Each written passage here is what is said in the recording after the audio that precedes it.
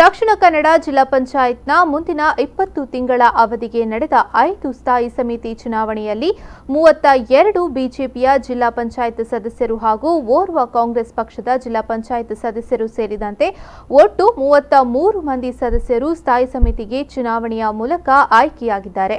ದಕ್ಷಿಣ ಕನ್ನಡ ಜಿಲ್ಲಾ ಪಂಚಾಯತ್ನ ಸಭಾಂಗಣದಲ್ಲಿ ಸಾಮಾನ್ಯ ಸಭೆಯ ಬಳಿಕ ನಡೆದ ಚುನಾವಣೆಯಲ್ಲಿ ಈ ಆಯ್ಕೆ ನಡೆಯಿತು. ಈ ಹಿಂದೆ ಅಧ್ಯಕ್ಷರ ಆಯ್ಕೆಗಾಗಿ ಚುನಾವಣೆ ನಡೆಯುತ್ತಿತ್ತು.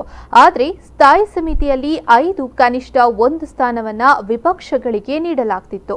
ಆದರೆ ಈ ಬಾರಿ ಪ್ರಥಮ ಎನ್ನುವಂತೆ ಜಿಲ್ಲಾ ಪಂಚಾಯತ್ ಸ್ಥಾಯಿ ಸದಸ್ಯರ ಆಯ್ಕೆ ಚುನಾವಣೆ ಮೂಲಕ ನಡೆದಿದೆ. ಇದರಿಂದಾಗಿ ಸಹಜವಾಗಿ ಸಂಖ್ಯಾಬಲದಲ್ಲಿ ಮುಂದಿದ್ದ ಬಿಜೆಪಿ 5 ಸ್ಥಾಯಿ ಸಮಿತಿಯಲ್ಲಿ ಸಂಪೂರ್ಣವಾಗಿ ಮೇಲುಗೈ ಸಾಧಿಸಿದೆ.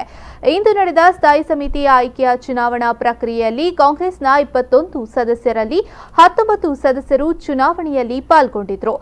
ಜಿಲ್ಲಾ ಪಂಚಾಯತ್ನ ಕಾಂಗ್ರೆಸ್ ಸದಸ್ಯರಾದ ರಶೀದಾ ಭಾನು ಮತ್ತು ನಮಿತಾ ಹಾಜರಾಗಿರಲಿಲ್ಲ.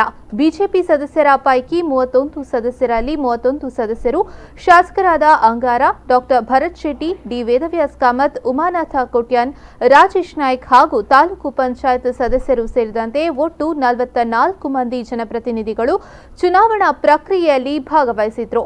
2 ಮತಗಳು ಅಸಿಂಧವೆಂದು ಪರಿಗಣಿಸಲಾಯಿತು.